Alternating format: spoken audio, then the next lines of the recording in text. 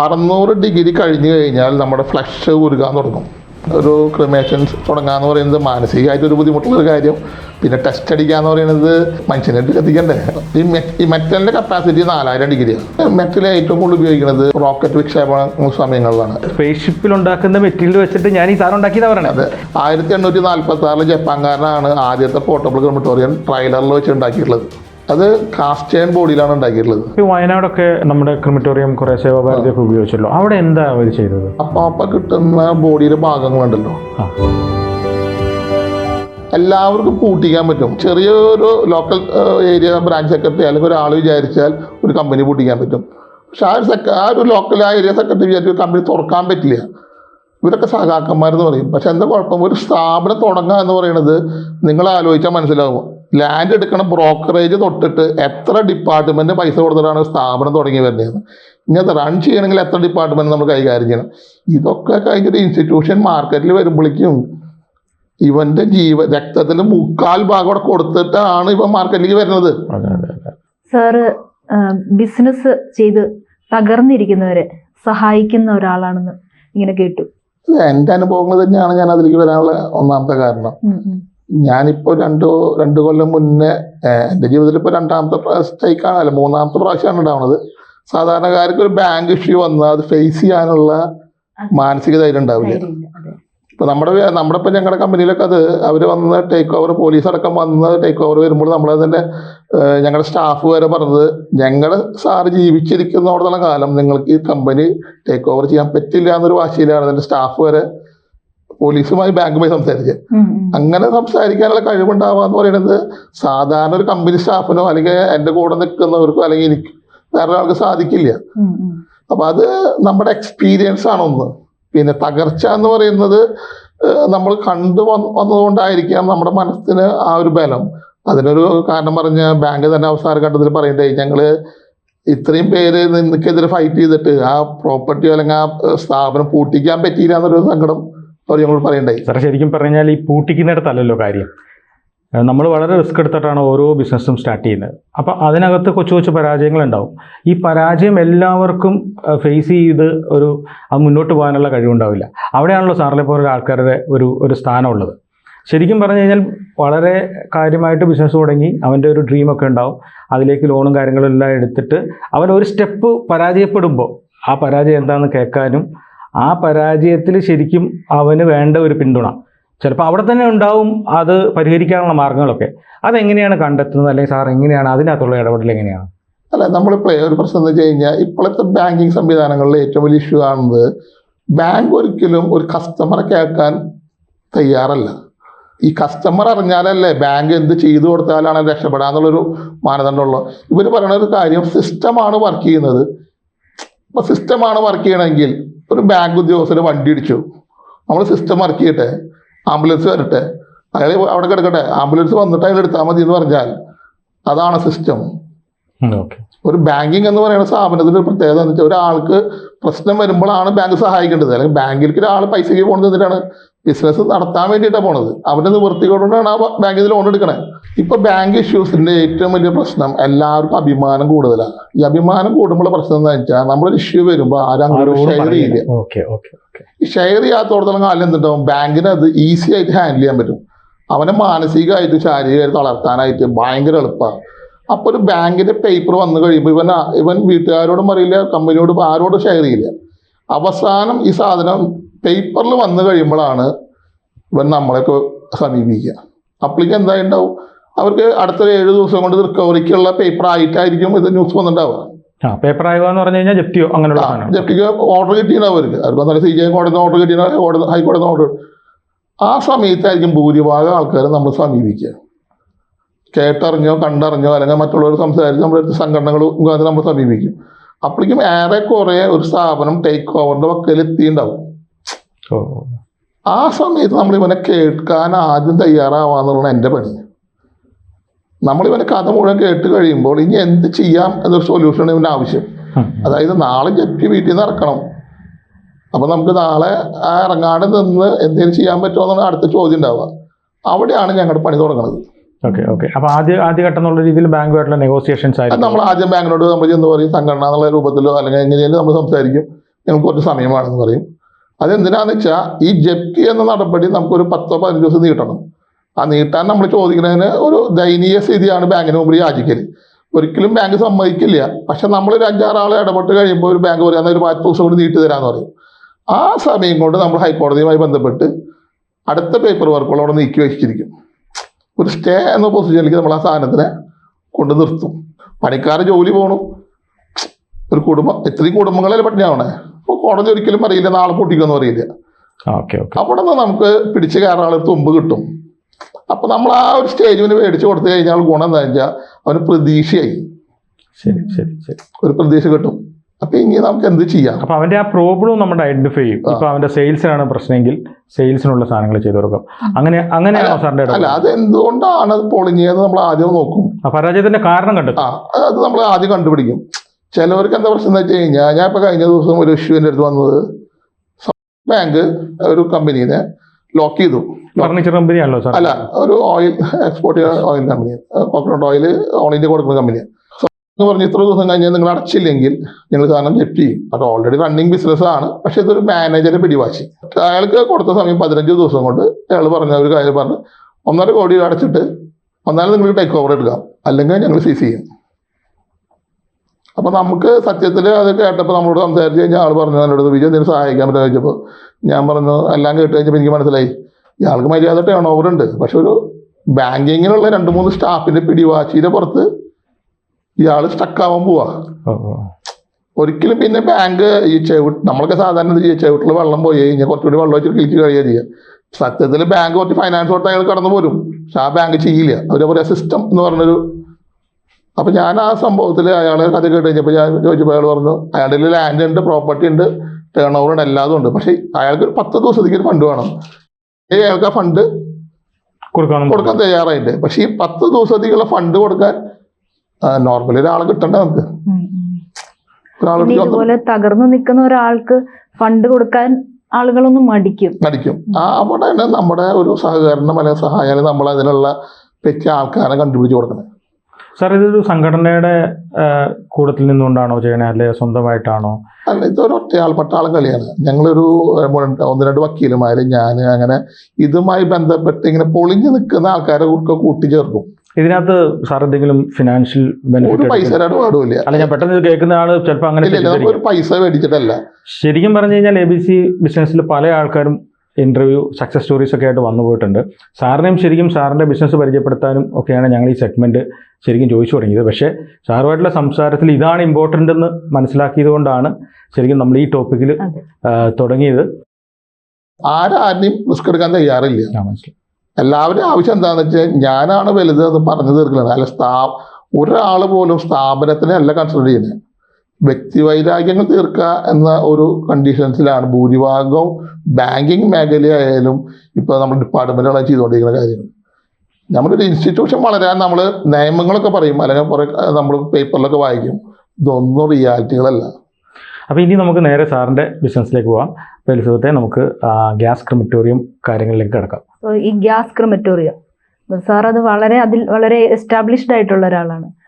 എന്താണ് ശരിക്കും ഈ ഗ്യാസ് ക്രിമറ്റോറിയം അതുകൊണ്ട് ഉള്ള ഗുണങ്ങൾ എന്തൊക്കെയാണ്? ഇത് ഞാനേ കോവിഡ് കാലത്ത് എൻ്റെ അടുത്ത് സേവാഭാരതി എന്ന് പറഞ്ഞ സംഘടന വന്ന് അപ്രോച്ച് ചെയ്തൊരു വിഷയമായിരുന്നു. അത് UP-യിൽ ഇങ്ങനെ ഒരു ഗ്യാസ് വെച്ചിട്ട് അവർക്ക് ക്രിമേഷൻ ചെയ്യണ്ടേ മെറ്റൽ സ്ട്രക്ചറിൻ്റെ ഉള്ളിൽ. പക്ഷെ അതിൽ 3 ബോഡി കത്തിച്ച് കഴിയുമ്പോൾ ഇത് ഓൾറെഡി കൊളാപ്സ് ആയി പോകും.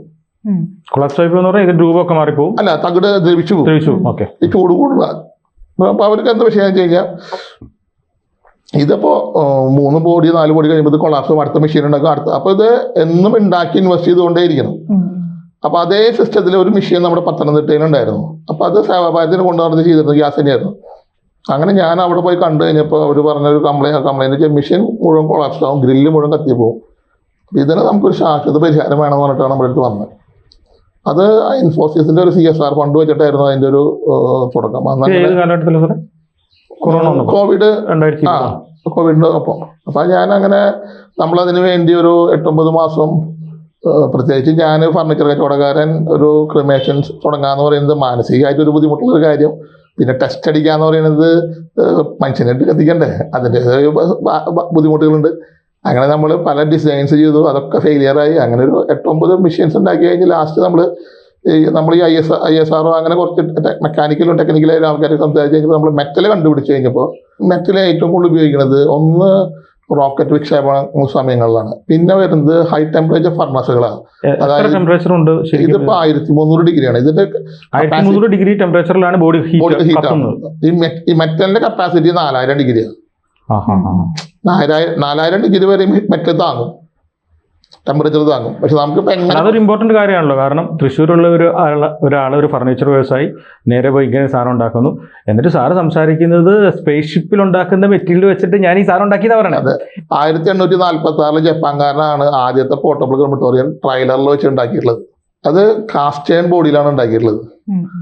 നമ്മളും കോപ്പി ചെയ്തിട്ടുള്ള അവരുടെ ബോഡി ഷേപ്പ് തന്നെയാണ്. അപ്പം ഇതൊക്കെ നമ്മൾ സ്റ്റഡി ചെയ്തുണ്ടാക്കിയതല്ല, അല്ലാണ്ട് ഒരു ദിവസം കൊണ്ട് നമ്മൾ ഉണ്ടാക്കിയതല്ല. എങ്ങനെയാണ് ഇത് ശരിക്കും പ്രവർത്തിക്കുന്നത്? ഗ്യാസ് കൊണ്ടാന്ന് പറഞ്ഞാൽ എത്ര ഗ്യാസ് വേണം? ഇത് ഇപ്പം നിലവിലെ ലേറ്റസ്റ്റ് മെഷീൻ പ്രവർത്തിക്കുന്നത് 10 കിലോ ഗ്യാസ് 1 മണിക്കൂർ സമയം. ഇതിനൊരു കറണ്ട് വേണം. കറണ്ട് വേണമെന്ന് പറഞ്ഞാൽ ഇതിലൊരു ബ്ലോവർ ഫിറ്റ് ചെയ്യുന്നുണ്ട്. ബ്ലോവറാണ് ഗ്യാസിനെ പമ്പ് ചെയ്ത് ഹൈ പ്രഷറിലേക്ക് കൊണ്ടുവരുന്നത്. ശരി. അപ്പം ഈ ഗ്യാസും എയറും കൂടി മിക്സ് ചെയ്യണ ഒരു ബ്ലോവർ എന്ന് പറഞ്ഞാൽ എയർ പമ്പ് ചെയ്യാൻ വേണ്ടി, പ്രഷർ ഒന്നുമില്ലല്ലോ.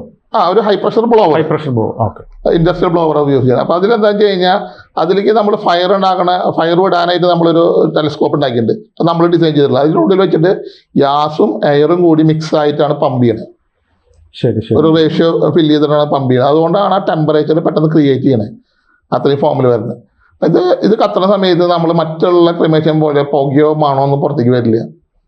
എന്താ കാര്യം, ഇത് 2 മിനിറ്റ് കഴിയുമ്പോഴേക്കും ഈ ടെമ്പറേച്ചർ 1300 ഡിഗ്രി ആകുമ്പോൾ നമ്മൾ ഓൾറെഡി 600 ഡിഗ്രി കഴിഞ്ഞ് കഴിഞ്ഞാൽ നമ്മുടെ ഫ്ലഷ് ഉരുകാൻ തുടങ്ങും. അപ്പം ഇതിൽ ഫയർ ഒരു 2.5 അടി വീതിയുള്ള ഒരു ബോക്സിൻ്റെ ഉള്ളിലായതുകൊണ്ട് ഇതിൽ എന്ത് മിഷൻ വന്നാലും ഇത് ഫയറായിട്ട് പോവുള്ളൂ. ഒരിക്കലും പുകയായിട്ട് നമുക്ക് വരില്ല. തീയായിട്ട് തന്നെ പുറത്തേക്ക് വരും. ലിക്വിഡായി മാറുന്നത് വരെ ഗ്യാസായി മാറും, കത്തിയായി മാറും. മനസ്സിലായി. പക്ഷെ അതിൽ കത്തുമ്പോൾ നമുക്ക് കുറച്ച് ഓയിലൊക്കെ ബോഡിയിലത്തെ ലിക്വിഡ് ഓയിൽ വരും പുറത്തേക്കൊക്കെ, എന്നാലും ഇതൊക്കെ കത്തി തീർന്നു പോകും. ഈ ഇതിന്റെ ഗ്രില്ലിന് അടിയിൽ വേറെ വിറകോ ഒന്നുമില്ല. അത് ബ്ലാങ്ക് സ്ഥലമാണ്. നമുക്ക് അതിൻ്റെ ഉള്ളിൽ നിന്ന് ഭസ്മം എടുക്കാനുള്ള ഒരു ചെറിയ ഒരു ട്രേ ആണ് അതിൻ്റെ ഉള്ളിൽ. അത് നമുക്ക് ബോഡി കത്തി തീരുമ്പോൾ ട്രയർന്ന് നമുക്ക് ഭസ്മം എടുക്കാൻ പറ്റും. വയനാടൊക്കെ നമ്മുടെ ക്രിമറ്റോറിയം കുറെ സേവാഭാരതിയൊക്കെ ഉപയോഗിച്ചല്ലോ. അവിടെ എന്താ അവർ ചെയ്തത്? അവര് നമ്മൾ അപ്പാപ്പ കിട്ടുന്ന ബോഡിയുടെ ഭാഗങ്ങളുണ്ടല്ലോ, അത് തിരിച്ചറിയാൻ പറ്റുന്ന ഭാഗങ്ങളൊക്കെ അവർ അപ്പാപ്പ അത് കത്തിച്ച് കളയായിരുന്നു. അതിങ്ങനെ പാർട്ടായിട്ട് കൊണ്ട് ഇടാൻ പറ്റില്ലല്ലോ. അപ്പൊ അത് സേവാഭാരതി അത്രയും ദിവസം അവിടെ ഇട്ട് ഗ്യാസ് ഇട്ടിട്ട് കത്തിച്ച് കളയുകയും ചെയ്തിരുന്നത്. അത് ഫ്രീ ഓഫ് കോസ്റ്റിലാണ് അവർ ചെയ്തിരുന്നത്. അത് മുഴുവൻ കാര്യങ്ങൾ. സാർ തമിഴ്നാട് ഗവൺമെന്റുമായിട്ട് അസോസിയേറ്റ് ചെയ്യുന്നുണ്ടെന്ന് പറഞ്ഞു, എങ്ങനെയാണത്? അവർക്ക് ഇപ്പൊ നമ്മൾ പഞ്ചായത്തുകളിലേക്കാണ് വേണ്ടത്. അതിന് കാരണം എന്ന് വെച്ചാൽ ഇപ്പൊ തമിഴ്നാട്ടില് ഏകദേശം 2500 ക്രിമേഷൻ സെന്റർ തുടങ്ങാൻ വേണ്ടിയിട്ടുള്ള പ്രൊജക്ട് റെഡിയാണ്. പക്ഷെ അന്ന് ഫണ്ടില്ല. ഒരു ക്രിമേഷൻ സെന്റർ തുടങ്ങാൻ 60 സെന്റ് സ്ഥലം വേണം. പിന്നെ 1,80,00,000 രൂപ വേണം ഒരു ക്രിമേഷൻ ഗ്യാസ് ക്രിമറ്റോറിയം അല്ലെങ്കിൽ ഇലക്ട്രിക്കൽ ക്രിമേഷൻ തുടങ്ങണമെങ്കിൽ. അത് ബിൽഡ് ചെയ്ത് അത് ഇൻസ്റ്റാൾ ചെയ്യാനായിട്ട് മിനിമം കോൺട്രാക്ടേഴ്സ് എടുക്കുന്നത് 2 കൊല്ലമാണ്. അപ്പൊ ഈ 60 സെന്റ് സ്ഥലം മേടിച്ചിട്ട് ലോക്കൽ ഏരിയയിൽ നിന്ന് പൊല്യൂഷൻ ക്ലിയറൻസ് എടുത്ത് ലോക്കൽ ആൾക്കാർ സമ്മതം മേടിച്ച് ഇത് തുടങ്ങി വരുമ്പോഴേക്കും അടുത്തൊരു 4 കൊല്ലം കഴിയും. ഇന്ത്യയിൽ എല്ലായിടത്തും ഒരേ റൂളാണ്. ശരി. പക്ഷെ അതേ സമയത്ത് ഇതാണെങ്കിൽ ഇത് പോർട്ടബിളാണ്. അപ്പൊ ഇതിന്റെ ഒരു പോർട്ടബിളിന്റെ ഒരു സൗകര്യം എന്താണെന്ന് വെച്ചാൽ ഒന്നാലും അവരവരുടെ വയലിൽ കൊണ്ട് ചെയ്യാം, അല്ലെങ്കിൽ വീടിന്റെ മുറ്റത്ത് വെച്ച് ചെയ്യാം. അപ്പൊ ക്രിമേഷൻ സെന്ററിലേക്ക് വരുന്ന കോസ്റ്റ് ഓഫ് ഇപ്പൊ തമിഴ്നാട്ടിൽ ഒരു ക്രിമേഷൻ നടക്കുന്നുണ്ടെങ്കിൽ നമ്മളെല്ലാവരും വണ്ടി വിളിച്ച് അങ്ങോട്ട് പോകും, ക്രിമേഷൻ സെന്ററിൽ പോകും. അപ്പൊ നമുക്ക് ഏകദേശം ഒരു 4 വണ്ടി ആള് വരും മിനിമം ഒരു ട്രാവലർ എടുക്കുകയാണെങ്കിൽ.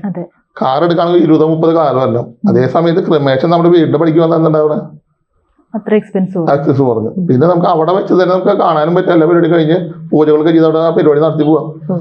ഇന്ത്യയിൽ മൊത്തം ഈ ക്രിമറ്റോറിയം സപ്ലൈ ചെയ്യുന്നുണ്ട്.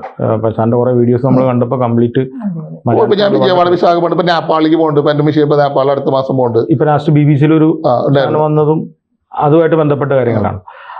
അപ്പം അതുകൊണ്ട് തന്നെയാണ് ഞാൻ ചോദിച്ചത്, ഇതിന്റെ ലാർജ് സ്കെയിൽ വരുമ്പം ഇവിടെ ഒരു സത്യം പറയുകയാണെങ്കിൽ എനിക്കിപ്പോ ഒരു ഇന്ത്യ ഗവൺമെന്റ് ഒരു ഓപ്പർച്യൂണിറ്റി ഉള്ളത് രാജസ്ഥാൻ, ഡൽഹി,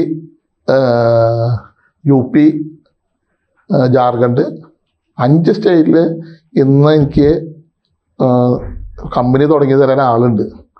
ശരി ശരി. പക്ഷെ എൻ്റെ ഒരു സ്വഭാവത്തിന് കാലത്ത് 2 ഇഡ്ഡലി കഴിക്കണം, ഉച്ചയ്ക്ക് ഒരു മീൻ കൂടി ചോറ് കൊടുക്കണം, വൈകുന്നേരം 2 സ്മോൾ അടിക്കണം. ഈ ഒറ്റ കാരണം കൊണ്ട് ഇവിടെ നിന്ന് പോണത്. ഇല്ലെങ്കിൽ ഞാനൊരു കമ്പനി അല്ലെങ്കിൽ ഒരു മറ്റേ ഒരു ബില്യനർ ആവണമെന്ന് വിചാരിച്ച് ഇന്ന് പറഞ്ഞ് ഞാൻ ഓക്കെ പറഞ്ഞാൽ റെഡി ആയിട്ട് തന്നെ കൊണ്ടുപോകാൻ ആളുണ്ട്.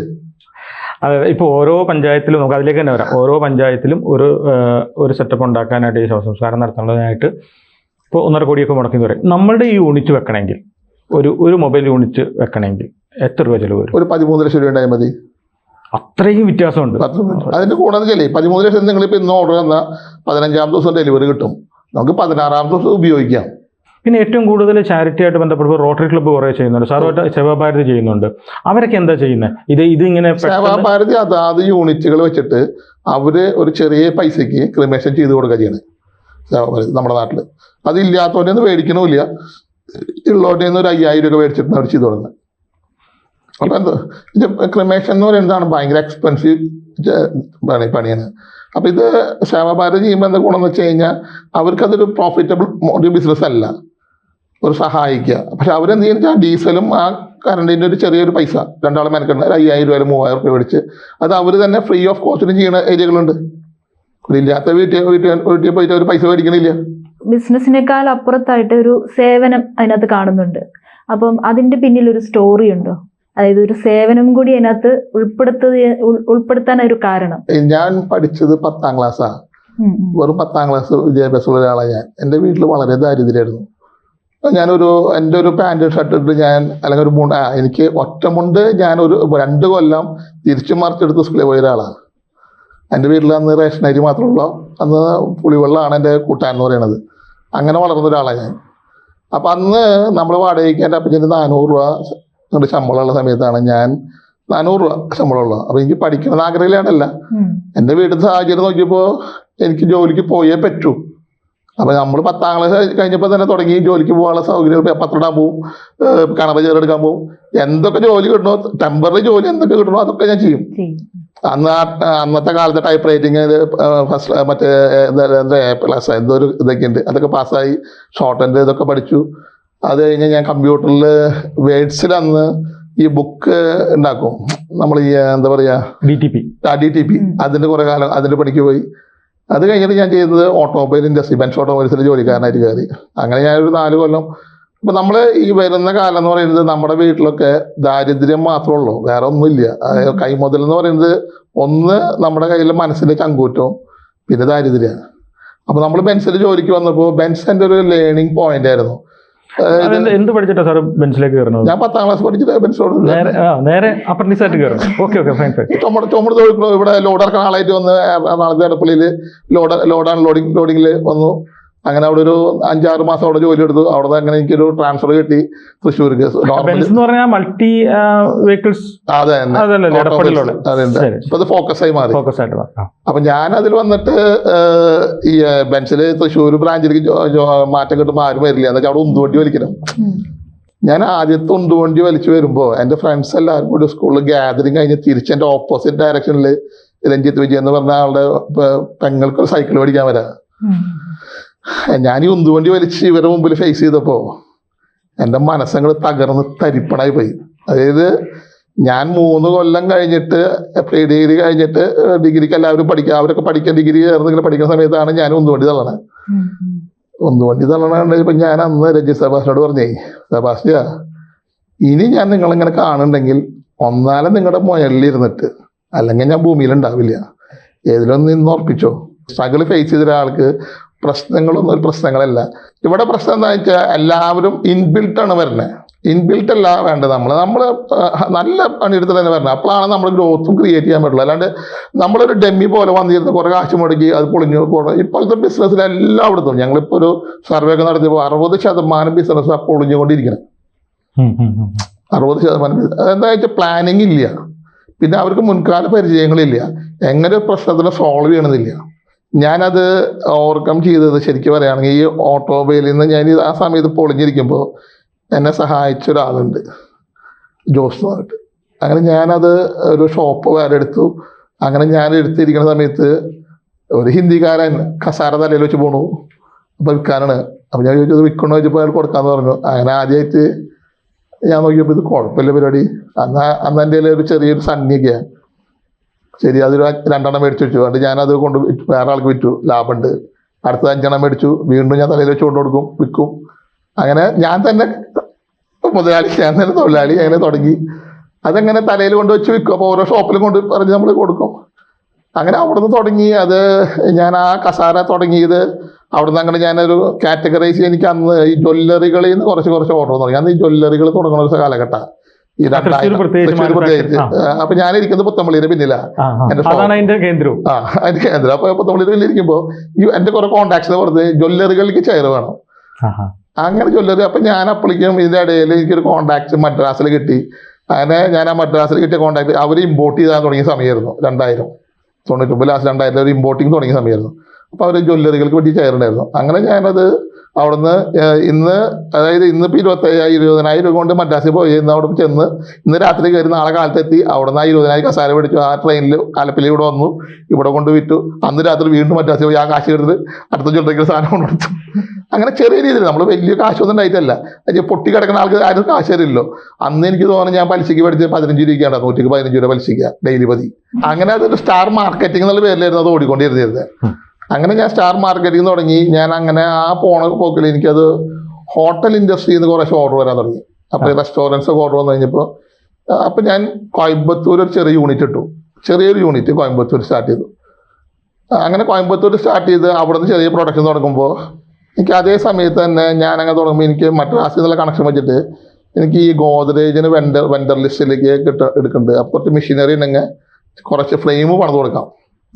അങ്ങനെ മദ്രാസിൽ നമ്മൾ ചെറിയ രീതിയിൽ ഒരു പ്രൊഡക്ഷൻ യൂണിറ്റ് അവിടെ സ്റ്റാർട്ട് ചെയ്തു. ചെറിയ രീതിയിൽ വലുത്. അപ്പോൾ ഗോദ്രേജ് നമ്മൾ ഫ്രെയിം അടിച്ച് കൊടുത്താൽ മതി, ബാക്കിയൊക്കെ പണി അവർ ചെയ്തോളും. അപ്പോൾ നമുക്ക് പീസ് റേറ്റിൻ്റെ കാശ് കിട്ടും. ഒരു ഫ്രെയിം അടിച്ചാൽ 50 രൂപ അല്ലെങ്കിൽ 20 രൂപ എന്നുള്ള കാശ് നമ്മൾ അവിടെ തുടങ്ങി. അതേപോലെ കോയമ്പത്തൂർ ചെറിയ യൂണിറ്റ് തുടങ്ങി. അത് രണ്ടും തുടങ്ങി. നല്ല രീതിയിൽ നമുക്ക് ഇവിടെ നിന്നുള്ള മാർക്കറ്റ് ഉണ്ട്. അപ്പോൾ നമ്മളിവിടെ മാർക്കറ്റിംഗ് നമുക്ക് അത്യാവശ്യം കുഴപ്പമില്ലാണ്ട് പോയി തുടങ്ങി. ആ തുടങ്ങി ഒരു വിധം സ്റ്റേജ് കഴിഞ്ഞപ്പോൾ നമുക്ക് അന്ന് ഈ ഒരു പൾസറും വെച്ചിട്ട് കോയമ്പത്തൂർ പോയി ഡെയിലി പോയി വരാൻ നമുക്ക് വിഷയമല്ല. അങ്ങനെ കുറേ കാലം ഓടി കഴിഞ്ഞപ്പോൾ നമുക്ക് മനസ്സിലായി ഇത് ഓട്ടം നമ്മുടെ മുന്നോട്ട് പോണ യാത്രയല്ല. അങ്ങനെ ഞാനിവിടെ ഒരു ചെറിയൊരു ഷെഡ് വാടകയ്ക്ക് എടുത്ത് കോൺട്രാക്ട് ബേസിൽ കുറച്ച് പണിക്കാരെ വെച്ചു. കോയമ്പത്തൂർ ഉണ്ടായിരുന്ന പണിക്കാർ ഇങ്ങോട്ട് പോരണമെന്ന് പറഞ്ഞപ്പോൾ ഇവിടെ ഒരു കോൺട്രാക്ട് ബേസിൽ അവർക്ക് ജോലി കൊടുത്തു. അങ്ങനെ നോക്കുമ്പോൾ ഞാനങ്ങനെ തുടങ്ങി. 2 കൊല്ലം കഴിയുമ്പോഴേക്കും തൃശ്ശൂരുള്ള 2-3 പ്രമുഖന്മാർ വന്നിട്ട് ആ കോൺട്രാക്ടിനെ സോപ്പിട്ടിട്ട് അവർക്ക് പണിത് കൊടുക്കുന്ന രീതിയിലേക്ക് കാര്യങ്ങളൊക്കെ മാറ്റി. അപ്പം ഞാൻ ചെറിയൊരു 10 സെൻറ്റ് സ്ഥലം മേടിച്ച് ഒരു ചെറിയൊരു ഷെഡ് പണിത് ഞാൻ എൻ്റെ ബുദ്ധിക്കുള്ള ചെറിയ പണികളൊക്കെ അവിടെ സ്റ്റാർട്ട് ചെയ്തു. അന്നൊരു ചെറിയ ഷെഡാണ്, എനിക്ക് തോന്നുന്നു ഒരു 300 square feet 400 square feet shed, ഒരു വെൽഡിങ് സെറ്റ് വെച്ചു. പിന്നെ അന്നും എൻ്റെ ഒരു സ്വഭാവം എന്ന് പറയുന്നത് ഞാൻ ഒരുപാട് യാത്ര ചെയ്ത് എക്സിബിഷൻസ് കാണും. അപ്പോൾ ഈ ടെക്നോളജി ഇംപ്ലിമെൻറ്റ് ചെയ്യുക എന്നുള്ളത് എൻ്റെ ഒരു പാഷനായിരുന്നു. അപ്പോൾ ഞാൻ അന്ന് ആദ്യമായിട്ട് എനിക്ക് തോന്നുന്നത് ഈ 2001 2003 ആദ്യമായിട്ട് ഒരു ഇലക്ട്രോണിക് വെൽഡിങ് സെറ്റ് ഈ സാബിൻ്റെ ഞാൻ അങ്ങനെ ഒരു സ്ഥലത്ത് പോയപ്പോൾ കണ്ട്. അത് അന്ന് എനിക്ക് തോന്നുന്നു ഞാൻ 1,85,000 2 ലക്ഷത്തി അത് മേടിച്ചു. അപ്പോൾ അത് മേടിച്ചപ്പോൾ ഉണ്ടായ ഒരു ട്രാജഡി എന്ന് പറയുന്നത് അതുവരെ നമ്മുടെ നാട്ടിലൊക്കെ ഓയിൽ വെൽഡിങ് സെറ്റ് ഉള്ളൂ. കാരണം ഓയിൽ നിറച്ച് ട്രാൻസ്ഫോമർ വെച്ചിട്ടുള്ള ഒരു വെൽഡിങ് സെറ്റാണ്. അപ്പോൾ അതിന് നല്ലോണം കറണ്ട് വേണം. ഈ ഇലക്ട്രോണിക് വെൽഡിങ് സെറ്റിന് വളരെ കുറവ് കറണ്ട് മതി. അങ്ങനെ നമ്മുടെ ഷെഡിൽ ഇത് വെച്ച് കഴിഞ്ഞപ്പോൾ KCB ഇത് സിംഗിൾ പൈസയാണ്. KCB പറഞ്ഞു ഇവർ കറണ്ട് കക്കുണ്ട് തന്നെ. അവർ ഈ ഇലക്ട്രോണിക് വെൽഡിങ് സെറ്റ് കണ്ടിട്ടില്ലല്ലോ. നമ്മുടെ നാട്ടിൽ ഇപ്പോഴും പഴയ യുഗത്തിൽ ഓടിക്കൊണ്ടിരിക്കുക. അപ്പം അങ്ങനെ ആ സാധനം നമ്മൾ കൊണ്ടുവന്നു. അങ്ങനെ ചെറിയ രീതിയിൽ അങ്ങനെ നമ്മൾ ചെറുതായിട്ട് ഈ സ്റ്റാർ ചെയേഴ്സ് എന്നുള്ളൊരു ഫ്രെയിം അങ്ങോട്ട് പതുക്കെ നമ്മൾ തുടങ്ങി. അപ്പോൾ അതിൽ പ്രൊഡക്ഷൻ നമ്മുടെ ലൈനിലേക്ക് വന്നു തുടങ്ങി. ആ ലൈനിൽ വന്നു തുടങ്ങിയപ്പോൾ നമുക്ക് എന്ത് ഗുണം കിട്ടിയ ആ സമയത്ത് എന്ന് പറയുന്നത് നിങ്ങൾക്കറിയണ പോലെ ബാറ് തുടങ്ങിയ ഒരു കാലഘട്ടമായിരുന്നു അത്. അപ്പോൾ ഓൾ ഇൻ വൺ ഹൗസ് എന്നുള്ള നിലയ്ക്ക് എൻ്റെ കയ്യിൽ ഇമ്പോർട്ടർ സാധനമുണ്ട്, പിന്നെ ഞാൻ ഉണ്ടാക്കുന്ന സാധനമുണ്ട്. അപ്പോൾ ഒരു ആശ്രയിക്കാൻ പറ്റിയ ഒരാളെന്നുള്ള നിലയ്ക്ക് എല്ലാ ബാറുകാരും നമ്മളെ ആശ്രയിക്കും. അതിനല്ല അന്ന് തുടങ്ങിക്കൊണ്ടിരുന്ന കാലല്ലേ ഈ 2005 തൊട്ടാണല്ലോ ബാർ ലൈസൻസ് വന്നു തുടങ്ങി. 2005 ശേഷമാണ് ലൈസൻസുകളൊക്കെ വന്നു തുടങ്ങിയത്. അതുവരെ ലൈസൻസ് ഒന്നും ഇല്ല. 2005 ശേഷമാണ് ലൈസൻസ് ഒക്കെ തുടങ്ങിയത്. 4 സ്റ്റാർ 3 സ്റ്റാർ ലൈസൻസ് കേരളത്തിൽ തുടങ്ങിയത്. അന്ന് എനിക്ക് തോന്നുന്നു കേരളത്തിലൊരു ഭൂരിഭാഗവും ഇപ്പം നിങ്ങൾ കാണുന്ന ഏത് ബാർ നോക്കിയാലും എൻ്റെ പ്രൊഡക്റ്റ് ആയിരിക്കും എടുക്കേണ്ടത്. അങ്ങനെ ഒരു സുവർണ ലിപിയിൽ വന്നൊരു കാലഘട്ടമായിരുന്നു. അത് നല്ല രീതിയിൽ പോയി, കുഴപ്പമൊന്നും ഉണ്ടായില്ല. പിന്നെ അവിടെ നിന്ന് അങ്ങോട്ടാണ് ഞാനത് ഒരു ഗ്രോത്തിലേക്ക് വന്നതൊക്കെ. അതെ, ഓരോ സമയത്തും ഇന്നോവേഷൻസ് ആവശ്യമുള്ള ഒരു മേഖലയാണല്ലോ അതെ ഫർണിച്ചർ. അതെ അതെ ശരിക്കും പറഞ്ഞു കഴിഞ്ഞാൽ കഴിഞ്ഞ ഒരു 6 മാസം നോക്കിക്കഴിഞ്ഞാൽ ഇമ്പോർട്ടഡ് ഫർണിച്ചറുകളുടെ ഒരു തരംഗമായിരുന്നു. ഇപ്പം നെല്ലിക്കുഴിയിൽ ഞങ്ങൾ കഴിഞ്ഞ ദിവസം പോയി കഴിഞ്ഞപ്പോഴും അവിടെ കിടക്കുന്ന ഫർണിച്ചർ മുഴുവൻ ഇമ്പോർട്ടഡ് ആണെന്നാണ് പറയണേ. പക്ഷേ നിങ്ങളുടെ എക്സിബിഷൻ വന്നപ്പോഴാണ് ഞങ്ങൾക്ക് മനസ്സിലായത് ഇതുണ്ടാക്കുന്നത് മുഴുവൻ മലപ്പുറത്തും തൃശ്ശൂരിന്നുമാണ്. അല്ല, ഈ ഒരു അസോസിയേഷൻ വന്നപ്പോഴേ ഞങ്ങൾക്കുണ്ടായൊരു മാറ്റം, എല്ലാവരും ഈ എക്സിബിഷൻസ് കാണാൻ തുടങ്ങി. പുറം രാജ്യങ്ങൾ എക്സ്പീരിയൻസ് ഒരുപാട് യാത്രകൾ തുടങ്ങി. ഇപ്പം ഞാൻ തന്നെ കഴിഞ്ഞ മാസം ഈ മാർച്ച് 10 പോയിട്ട് ഏപ്രിൽ 10 തിരിച്ചു വന്നത് ചൈനയിൽ നിന്ന്. അപ്പോൾ ഒരു മാസത്തോളം ഞാൻ ചൈനയിൽ നിന്നു. എന്താ വെച്ചാൽ എന്താണോ അപ് ടു ഡേറ്റ് ട്രെൻഡ്, ആ ട്രെൻഡിനെ മനസ്സിലാക്കി നമുക്ക് ഇനി അവിടെ എന്ത് ചെയ്യാൻ പറ്റും. ഞാൻ ഇപ്രാവശ്യം ചെയ്ത ഫുള്ളി അലുമിനിയം ഔട്ട്ഡോറാണ് ചെയ്തത്. ഇന്ന് ലോകത്ത് ഇപ്പോൾ ഏറ്റവും കൂടുതൽ ഡിമാൻഡ് ഉള്ളത് ലൈറ്റ് വെയ്റ്റ് ഫർണിച്ചർ ഔട്ട്ഡോറിനാണ്. അപ്പോൾ നമ്മൾ അതിന് വേണ്ടി നമ്മളതിനൊരു കുറച്ച് മുമ്പ് തന്നെ അതിനൊരു ഇത് തുടങ്ങിയിട്ടുണ്ടായിരുന്നു, പ്രൊഡക്ഷൻ ലൈൻ സ്റ്റാർട്ട് ചെയ്തിട്ടുണ്ടായിരുന്നു. പക്ഷെ സത്യത്തിൽ ഈ പ്രാവശ്യം എക്സ്പോയിൽ നമ്മളത് പ്രാവീണ്യം തെളിയിക്കുകയും ചെയ്തേ. അവിടെ വളരെ ലൈറ്റ് വെയിറ്റ് അല്ലേ? അത് ഇപ്പം എന്താണ് കൂടുതൽ അതിലേക്ക് ആൾക്കാർ തിരിയാൻ? അല്ലെങ്കിൽ ഒന്ന് നമ്മൾ പറയില്ലേ, ആദ്യം നമുക്ക് വിശപ്പുണ്ടായിരുന്നു. അപ്പോൾ വിശപ്പിന് വേണ്ടിയിട്ടാണ് ഭക്ഷണം കഴിച്ചിരുന്നത്. ഹോട്ടലിൽ പോയി കഴിക്കുക വിശപ്പിനാ. അപ്പോൾ പണ്ട് നമ്മുടെ വീട്ടിൽ TV വേണമെന്ന് ആഗ്രഹമാണ്. അത് കഴിഞ്ഞ് നമുക്ക് ഫ്രിഡ്ജ് വേണം, വാഷിംഗ് മെഷീൻ വേണം. ഇത് അല്ലാതെ ആയി കഴിയുമ്പോൾ എന്തുണ്ടായി, കാറ് വേണം. ഇനി ആ മാരുതി മേടിച്ച ആൾ എന്ത് ചെയ്യും, അടുത്ത ടൊയോട്ടയിലേക്ക് പോകും. ഇപ്പം നമ്മുടെ കേരളത്തിൻ്റെ സ്റ്റേജ് എന്ന് പറയുന്നത് ലക്ഷറിയസ് പീരീഡാണ്. അതായത് എല്ലാവർക്കും ഇപ്പം അല്ലാതെ ആയി. ഇനിയിപ്പോൾ നമുക്ക് പ്രൗഢി കാണിക്കണം, അല്ലെങ്കിൽ ഔട്ട്ഡോറിൽ നിന്ന് കാറ്റ് കൊള്ളണം. ആ ഒരു കണ്ടീഷൻസിലേക്ക് ആ സ്വഭാവങ്ങൾ മാറിക്കൊണ്ടിരിക്കുക. ഇപ്പം നമ്മളാരും ഇപ്പോൾ ടൊയോട്ട മേടിച്ച ആൾ ഞാൻ എന്തായാലും അതിന് മോളിക്കുള്ളൊരു കാറ് മേടിക്കുള്ളൂ അല്ലേ? ഇത് ഫർണിച്ചറിൽ നടന്നുകൊണ്ടിരിക്കുന്നുണ്ട്, അപ്ഡേഷൻ നടന്നുകൊണ്ടിരിക്കുന്നുണ്ട്. നമ്മൾ നോക്കുമ്പോൾ കാണണില്ല എന്ന് മാത്രമേ ഉള്ളൂ. പക്ഷെ ആക്ച്വലി ഇന്ന് ഇപ്പോൾ ഇവിടെ 5 ലക്ഷത്തിനും 10 ലക്ഷത്തിനും സോഫ വിറ്റ് തുടങ്ങി കേരളത്തിൽ. ഇപ്പോൾ സ്റ്റാൻലിയുടെ ഷോറൂം ഇവിടെ കൊച്ചിയിൽ വന്നു. ഇന്നിപ്പോൾ ഇവിടെ ഞാൻ പറയുകയാണെങ്കിൽ എത്രയോ പുതിയ ഓരോ കമ്പനിയുടെ സോഫാസ് ഞാൻ നോക്കി 5 ലക്ഷം 6 ലക്ഷം 7 ലക്ഷം വിൽക്കുന്ന സോഫാസ് ഉണ്ട്. അത് മേടിക്കാൻ ആളുള്ളതുകൊണ്ടല്ലേ. അപ്പോൾ ലക്ഷറിയസ് ലൈഫിലേക്ക് വന്നു. അപ്പോൾ ജനങ്ങൾക്ക് ഇപ്പോൾ എന്താണെന്ന് വെച്ച് കഴിഞ്ഞാൽ ഒന്നും കൂടി കോമ്പാക്റ്റ് ആവണം, ലൈറ്റ് വെയിറ്റ് ആവണം. ഇപ്പോൾ ആൾക്കാർക്ക് ഭാരം എടുക്കാൻ പറ്റില്ല. ബാൽക്കണിയിലൊക്കെ ഇരുന്ന് ഒരു ചായയൊക്കെ കുടിച്ച് ഇത്തിരി വെയിൽ കൊണ്ടാലും കുഴപ്പമില്ല. അത് ആ ഒരു കണ്ടെത്തലാണല്ലോ ആ പ്രൊഡക്റ്റ്. ഇപ്പം ശരിക്കും ആവശ്യമുള്ള ഒരു സാധനം ജനങ്ങൾക്ക് കാണുമ്പോഴാണല്ലോ അവർ വാങ്ങണത്. ശരിക്കും ഇപ്പം എനിക്കിപ്പോൾ എൻ്റെ ബാൽക്കണി ഉണ്ട്, ഞാൻ അവിടെ ചിലപ്പം തുണി ഉണങ്ങാതിരിക്കുന്നത്. പക്ഷെ അവിടെ ഒരു ചെയർ ഇട്ട് കഴിഞ്ഞാൽ എനിക്ക് അവിടെ വന്ന് ഇരിക്കാലോ എന്നൊരു തോന്നുമ്പോഴാണല്ലോ. അല്ല, നമ്മളിപ്പോൾ ഉണ്ടാക്കി ചെയർ ഔട്ട്ഡോറാണ്, ഫുള്ളി മഴയത്തും വഴി കൊള്ളിക്കാം. അതിന് ലൈറ്റ് വെയിറ്റ് ആണ്, എത്ര കാലം കഴിഞ്ഞാൽ കംപ്ലൈൻറ്റ് വരുന്നില്ല. ഇതിനൊക്കെ ഒരു യൂസേജ് എന്ന് പറയുന്നത് അതാണ്. അതെ. വേറെ ഏതൊക്കെ ടൈപ്പ് ചെയർസ്? ഞാൻ വുഡൻ ചെയർസ് ഉണ്ടാക്കിയിട്ട് മെറ്റൽ. ഞാൻ ഒരുവിധം ബാങ്കറ്റ് ഹോൾസ്, ഓഡിറ്റോറിയംസ് നമ്മൾ നന്നായി ചെയ്യുന്നുണ്ട്. ആ സൗത്ത് ഇന്ത്യ മുഴുവൻ ചെയ്തുകൊണ്ടിരിക്കുന്നു, ഓൾറെഡി നല്ലപോലെ ചെയ്തുകൊണ്ടിരിക്കുന്നുണ്ട്. ഇപ്പം ഞാൻ ലേറ്റസ്റ്റ് എന്ന് പറയുന്നത് ഇനിയിപ്പോൾ ക്രിമറ്റോറിയം കഴിഞ്ഞാൽ തന്നെ ഞാനിപ്പോൾ ചെയ്തുകൊണ്ടിരിക്കുന്ന പണി നമ്മുടെ നിങ്ങളിപ്പോൾ ഈ വേസ്റ്റ് മാനേജ്മെൻറ്റിൽ നമ്മളിപ്പോൾ സാധാരണ എല്ലാവരും ഇൻസിനേറ്റർ ഉണ്ടാക്കും. ഈ ഇൻസിനേറ്റർ കത്തുമ്പോൾ എല്ലാവരും പറയും മണവും പുകയും വരുന്നതെന്ന് പറയും. ഇപ്പം ഞാൻ കൺസൾട്ട് ചെയ്യുന്നത് ഇൻസിനേറ്റർ കൺസൾട്ടേഷനാണ്. അതായത് ഇപ്പം നിങ്ങൾ പറയുന്ന ഇൻസിനേറ്ററുകൾ ഒരു വലിയ അതായത് ഓഡിറ്റോറിയങ്ങളുടെ ഇൻസിനേറ്റർ ഇല്ലേ, അതൊക്കെ നമുക്ക് മണവും പുകയിലാണ്ട് ഇപ്പം 8 മണിക്കൂർ 6 മണിക്കൂർ കൊണ്ട് കത്തുന്ന പ്രൊഡക്റ്റിനെ നമുക്കൊരു 1.5 മണിക്കൂർ കൊണ്ട് കത്തി തീർക്കാം. ഒരു മണം പുകയും വരില്ല. ഇപ്പം ഞാൻ കൺസൾട്ടിങ് നടത്തിക്കൊണ്ടിരിക്കുന്നുണ്ട്. പുകയുണ്ടാവില്ല. അപ്പൊ അത് എങ്ങനെയാണ് ഹൈ ടെമ്പറേച്ചറിൽ? അല്ലല്ല, നമ്മൾ നിലവിൽ നിൽക്കുന്ന ഇൻസിനേറ്ററിൽ ഓൾട്രേഷൻ ചെയ്യുന്നതാണ്. നിലനിൽക്കുന്ന ഇൻസിനേറ്ററിന് തന്നെയാണ് നമ്മൾ ഓൾട്രേറ്റ് ചെയ്യുന്നത്. അല്ലാതെ നമ്മൾ പുതിയതായിട്ട് ഒന്നും കയറ്റണില്ല. ഇനി ഫ്യൂവൽ ഓടിക്കുന്നതാണെങ്കിൽ ഫ്യൂവൽ കൺസപ്ഷൻ നമുക്ക് പകുതിയാക്കി കൊടുക്കാം, അല്ലെങ്കിൽ പകുതിക്ക് 4 ഭാഗമാക്കി കൊടുക്കാം. ടെക്നോളജി ആണ് യൂസ് ചെയ്യുന്നത്. അതിൽ നമ്മൾ വേറെ മന്ത്രമൊന്നും ഇല്ല. അതിൻ്റെ ഉള്ളിൽ നമ്മളത് റിയാലിറ്റിയിലേക്ക് കടത്തണമെന്ന് മാത്രം. ഇതിലെന്താ വെച്ചാൽ എല്ലാം കോപ്പി പേസ്റ്റ് ആണ്. ഇവിടെ ചെയ്തിട്ടുള്ള ഇൻസിനേറ്റർ മുഴുവൻ ബ്രിക്ക് വെച്ചിട്ട് കോപ്പി പേസ്റ്റ് ചെയ്ത് പോയിരിക്കുക. ആക്ച്വലി ഇത് ഒരു ഇൻസിനേറ്റർ എങ്ങനെ വർക്ക് ചെയ്യണം ചിന്തിച്ചിട്ടൊന്നല്ല. ആരാണ് വില കുറച്ച് ചെയ്യണത് അവനും പണി കൊടുക്കുക, സാധനം കത്തിച്ച് കളയുക. ഈ ഫ്യൂംസ് എങ്ങടാണ്, ഇത് പുക എന്തുകൊണ്ട് വരുന്നത് ഒന്നും പഠിച്ചിട്ടല്ല ഇൻസിനേറ്റർ വർക്ക് ചെയ്യിപ്പിക്കുന്നത്. അല്ലെങ്കിൽ എന്തുകൊണ്ട് ഇത്ര സമയം കത്തണമെന്നൊന്നും ചിന്തിക്കണില്ല. അതിലൊരു സയൻസ് ഉണ്ട്. ആ സയൻസിൽ ഉപയോഗിച്ച സാധനം വിജയിക്കും. ശരിക്കും ഹോസ്പിറ്റലുകളൊക്കെ കുറച്ചും കൂടി അഡ്വാൻസ്ഡ്. അത് ഭയങ്കര എക്സ്പെൻസീവ് ആണ്. ഭയങ്കര എക്സ്പെൻസീവ്. ഒരു ദിവസം നമുക്ക് മൃതയിലേക്ക് 200 ലിറ്റർ 300 ലിറ്റർ ഡീസലാണ് കത്തുന്നത്. അത് ഡീസലാണ് ഉപയോഗിക്കുന്നത്. ഡീസൽ ഉപയോഗിക്കുന്നത്. ഇതിലൊരു ഇന്നോവേഷൻ കൊണ്ടുവന്നു കഴിഞ്ഞാൽ കുറെ പൊല്യൂഷൻസ് കുറയ്ക്കാൻ പറ്റും. പക്ഷെ അത് ഇപ്പൊ നമ്മളറിയണവർക്ക് മാത്രം നമ്മളതൊരു ബാനർ വെച്ച് നടക്കണില്ല. നമ്മൾ നമ്മുടേതായി അറിയുന്ന ആൾക്കാരെ മാത്രം കൺസൾട്ട് ചെയ്ത് പോകുന്നതാണ് ഫ്രീ ഓഫ് കോസ്റ്റ്. നമ്മൾ ഇതുവരെ കാശൊന്നും മേടിച്ചിട്ടല്ല ചെയ്തതെന്ന്. നമ്മളൊരു പ്രശ്നം പറയുമ്പോൾ അതിന് പരിഹാരം ഉണ്ടാക്കാം. ഇപ്പൊ നിങ്ങൾക്കൊരു ഇഷ്യൂ ഇൻസിഡൻറ്റിൽ ഉണ്ടെങ്കിൽ നമ്മൾ പരിഹാരം ഉണ്ടാക്കി വിടുക. അതിന് നമ്മളിപ്പോൾ ഫീസ് ചാർജ് ചെയ്തൊന്നല്ല ചെയ്യണേന്ന്. ഈ ക്രിമേഷൻ നടത്തുന്ന അത് ഈ ആ ഒരു സിസ്റ്റം ഉണ്ടാക്കിയ പോലെ ഇതിനകത്ത് ഒരു ഇന്നോവേഷൻ ഉണ്ടാക്കാൻ പറ്റുമായിരിക്കും അല്ലേ? ഉണ്ടാക്കാൻ പറ്റും, അത് തീർച്ചയായിട്ടും ഉണ്ടാക്കാമല്ലോ. പക്ഷെ ഇതെന്താ പ്രശ്നം എന്ന് വെച്ചാൽ നമ്മൾക്ക് ഉണ്ടാക്കാമെന്ന് പറയുന്നത് എൻ്റെ ഒരു സ്വഭാവം കൊണ്ട് അവിടെ മാർക്കറ്റ് ചെയ്യാറില്ല. ഞാൻ തോന്നുന്നു എൻ്റെ ഒരു പ്രശ്നം, ഞാൻ മാർക്കറ്റ് ചെയ്യില്ല. ഞാൻ ഇപ്പോൾ 2000 തൊട്ട് പറഞ്ഞാൽ ഇപ്പോൾ 2025 വരേക്ക് ഞാനൊരു ഷോപ്പുകാർക്ക് ഒരു കസാര വിറ്റിട്ടില്ല. അല്ല സാറേ, ശരിക്കും സാറിൻ്റെ മാർക്കറ്റിംഗ് എന്താണെന്ന് ഞാൻ മനസ്സിലാക്കുന്നത് എന്താണെന്ന് വെച്ച് കഴിഞ്ഞാൽ ആവശ്യമുള്ള ഒരു സാധനം കണ്ടെത്തി കൊടുക്കുക, അതിൻ്റെ മൗത്ത് പബ്ലിസിറ്റി കൊണ്ടാണല്ലോ സാർ ശരിക്കും ഇത് നടക്കുന്നത്. ഈ 1 മണിക്കൂർ കൊണ്ട് ഒരു ബോഡി കത്തിക്കാവുന്ന ഇത്രയും എന്താ വെച്ച് കഴിഞ്ഞാൽ ഒരു 10 കിലോ ഗ്യാസ് കൊണ്ട് കത്തിക്കാവുന്ന ഒരു ക്രിമറ്റോറിയം എന്ന് പറഞ്ഞു കഴിഞ്ഞാൽ ആ കൺസെപ്റ്റ് തന്നെയാണ് അതിൻ്റെ മാർക്കറ്റിംഗ്. അതെ, അത് നിങ്ങൾ ലോകത്ത് ഗൂഗിൾ ചെയ്ത് നോക്കിയാൽ 2.5 മണിക്കൂറിന് കുറഞ്ഞൊരു ക്രിമേഷൻ ഇല്ല ലോകത്ത്. അതെ അതെ. പിന്നെ അതിനകത്ത് ഉപയോഗിക്കുന്ന മെറ്റീരിയൽ അതും ഇതിൻ്റെ ഒരു രൂപഭാഗമൊന്നും വരാൻ പാടില്ല, ഇത്ര ഹീറ്റിന് റെസ്റ്റ് ചെയ്യുക. ഇത് തന്നെയാണ് ഇതിപ്പം എല്ലാവർക്കും വേണ്ട ഒരു പ്രൊഡക്റ്റ് അല്ലത്. ഇത് ചെയ്യാൻ പറ്റുന്നവരും തേടി പിടിച്ചോളും.